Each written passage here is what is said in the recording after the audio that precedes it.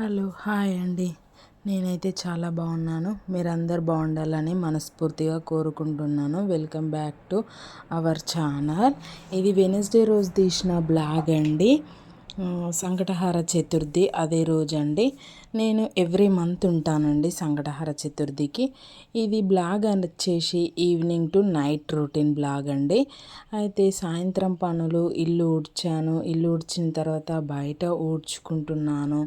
బయట ఊడ్చుకున్న తర్వాత ఇంకా సంకటహార చతుర్థి పూజకు సంబంధించిన అవి కూడా చేసుకున్నాను. ఇంకా అదేంటిది ప్రతీ నెల ఉంటానండి. కానీ నాకైతే బాగా జరుగుతుంది. నాకైతే బాగా మంచిగా అనిపిస్తుందండి. సంకష్టకు ఉంటే మాత్రం ఆ రోజు డే మొత్తం ఏం తినకూడదు. ఫ్రూట్స్ ఉంటేనేమో ఫ్రూట్స్ తింటాను, లేకపోతే ఏమీ తినను. వట్టి మిల్క్ తాగుతాను, ఉంటాను. ఇంకా సాయంత్రం పనులు అయిపోయాక మా పక్కకు గార్డెన్ లెక్క ఉంటుంది, చెట్లన్నీ. గరక కూడా తీసుకొచ్చానండి. గరక కూడా తీసుకొచ్చుకొని పెట్టుకున్నానండి. మళ్ళీ చీకటి అయితే తెంపడం వీలు కాదు కదా అనని. నెక్స్ట్ అది పనులు అయిపోయాక ఇంకా వెజిటేబుల్స్ కట్ చేసుకున్నానండి. వెజిటేబుల్స్ ఏమేమి కర్రీస్ చేశానంటే, మా బాబు ఉండి పప్పు కూడా అండు మమ్మీ, నాకు వంకాయ వద్దు అని అన్నాడు. మేమేమో వంకాయ ఫ్రై చేసుకున్నాము. మా బాబుకు మాత్రం పప్పు వండానండి. వంకాయ ఫ్రై మొత్తం పచ్చిమిర్చి వేసి చేస్తానండి. నేను కారప్పొడి వేసి చేయనండి. కారప్పొడి వేసి చేస్తే ఏమవుతుందంటే కొంచెం ముద్దగా వస్తుంది.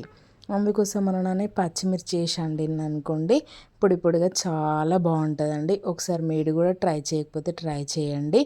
నేను ఎలా చేసుకుంటాను అన్నది నా రొటీన్ చెప్తున్నానండి. మీకు ఇష్టమైతే మీరు చేసుకోండి, లేకపోతే మీకు నచ్చినట్టే మీరు చేసుకోండి.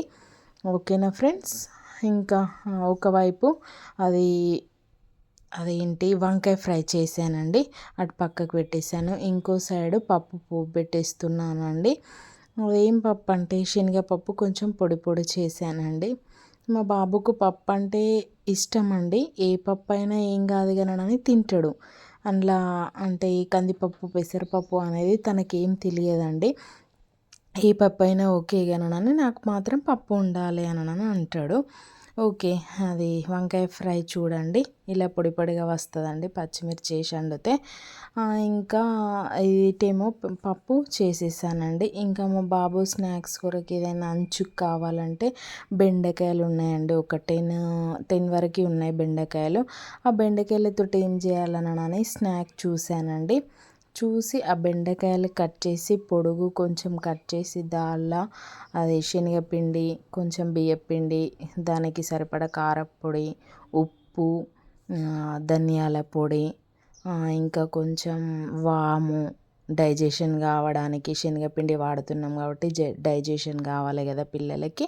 అందుకోసమని కొంచెం వాము వేసాను, కొంచెం జీలకర్ర వేసాను, కొంచెం వాటర్ వేసి పొడి పొడిగా కలపాలండి. అందులోనే కొంచెం వాటర్ అనేది వస్తుంది బెండకాయలో.